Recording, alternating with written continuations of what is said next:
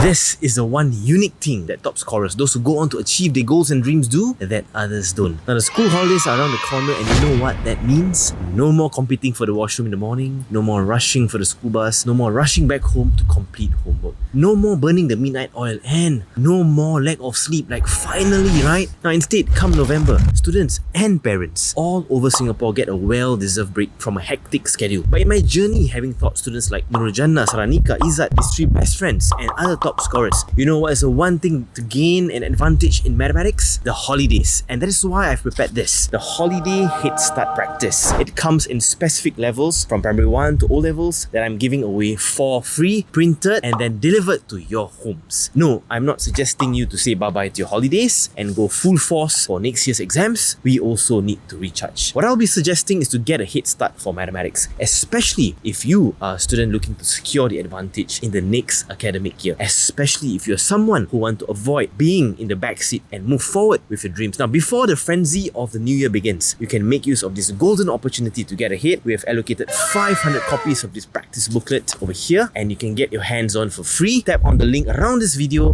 and secure your child's copy today.